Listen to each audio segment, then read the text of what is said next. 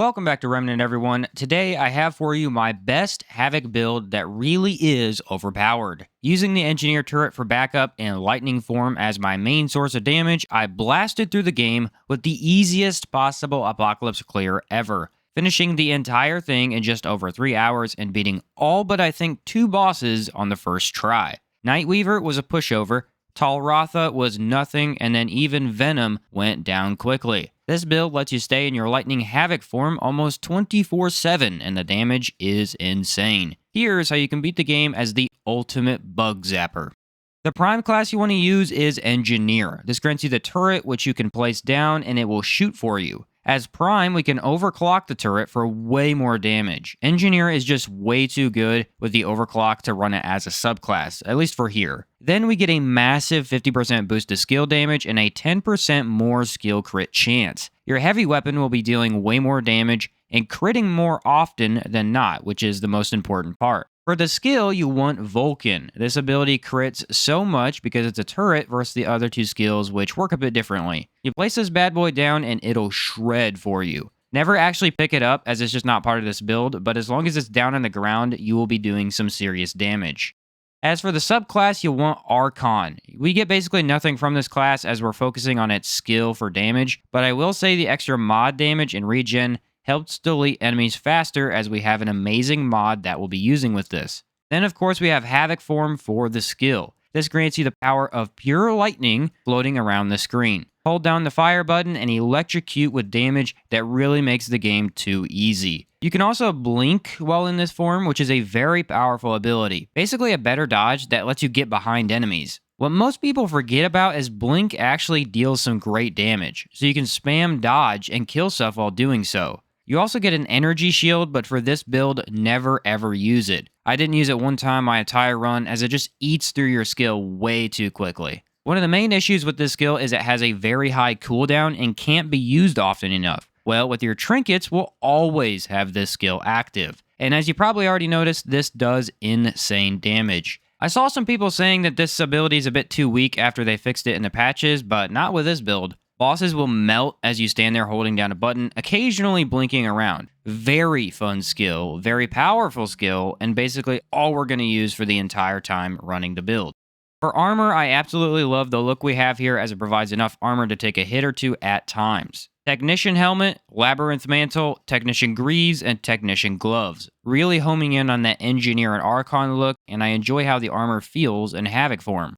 The relic you want is Shielded Heart. Now, this does not provide any healing whatsoever. Instead, it's going to grant you a shield that lasts 20 seconds. We're going to use some trait combinations to grant healing for us, so we don't even need the relic for that anyway. Why use this heart? Well, it's actually kind of OP.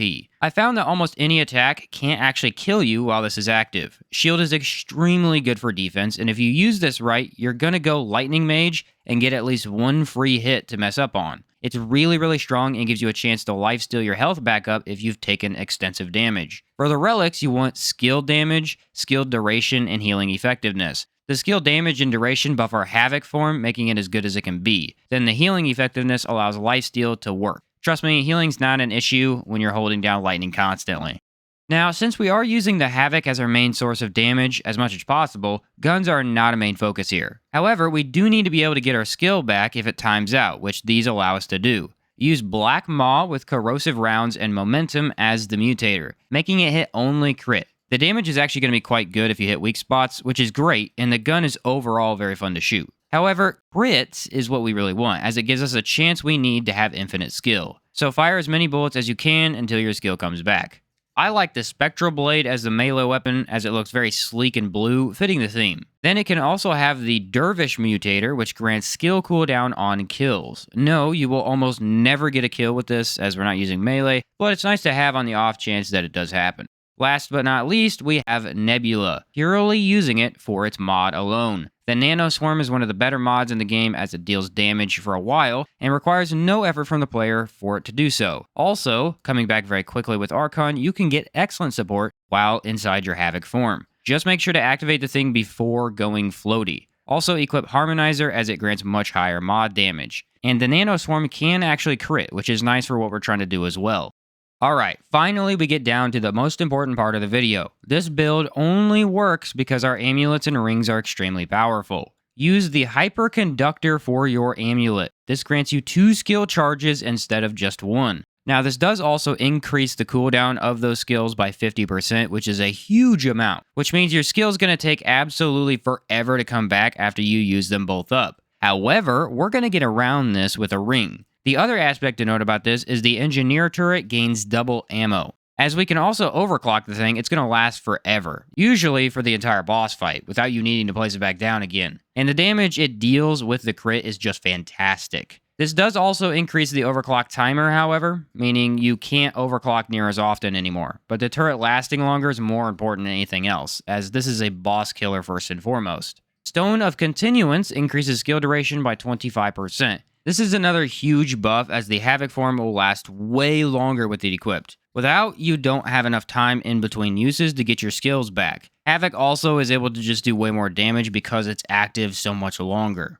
Black Cat Ring is pretty cool here, as it gives you 1 free hit. Take too much damage, and instead you drop all your health to 1 and gain more movement speed. Now, since it's easier to get hit going in and out of Havoc form, this can save your butt over and over. It also only has a 2-minute cooldown, making it possible to survive death multiple times on a single boss fight. You may also think, oh, well, don't use that and get more damage from a different ring. No, you don't really need to. The turret and Havoc form deal enough damage that having one thing for survivability is actually just a better idea. Here we come to the entire focus of the build. The Devoured loop makes it so critical hits have a 1% chance to completely reset skill cooldowns. This does increase damage taken, but again, the cat ring really helps negate that. This ring has an awesome interaction with the Hyperconductor Amulet. When you get enough crit hits to proc the skill reset, it will reset both of the charges. So you can go from using 2 Havoc forms to getting 2 of them back while still in Havoc form. Or in other words, you can get 4, 6, and 8 Havoc forms in a row, because our turret is critting the entire time we're in the skill, which will activate it for you. Then the Havoc form also crits to help further. Using this, you can stay in Havoc form for entire boss fights. Not an easy thing to do against adds, as the turret kills things too quickly, hence why we have the auto rifle for backup. Yes, this is RNG based, but we have it so optimized that you're almost guaranteed to have at least 4 charges of Havoc per boss, which in my experience was more than enough time to just kill all the bosses. Lastly, we have the Burden of Destroyer for 15% more damage, which affects the Havoc form and is probably the best boost we can get. All these put together, you have crazy damage to melt bosses, survivability to be more flexible, and infinite Havoc form. Because the skill does pure lightning damage, it just melts every boss so quickly and makes even hard fights like Nightweaver, Red Prince, and Venom very easy. Because we have no way of healing so far, that is where our trait points are going to go. Flash Caster to activate the skills faster, stopping you from dying in the animations. Fortify to have more armor and survive less lethal attacks on a regular basis. Regrowth for more health regen, so we don't need to take a relic and can still heal. Triage, so the healing is much more effective and not too slow. Vigor, Endurance, Spirit, and Expertise, as is custom most of the time. And lastly, you want Siphoner, so you can heal yourself while attacking. Yes, this works with the lightning and can actually fully restore you in seconds. As for the concoction you want, there is a potion called Root Water. It offers 0.75 health regen per second. I found that with this and our other ways of healing, you can keep health regenning at an excellent pace and use your relic for pure protection instead.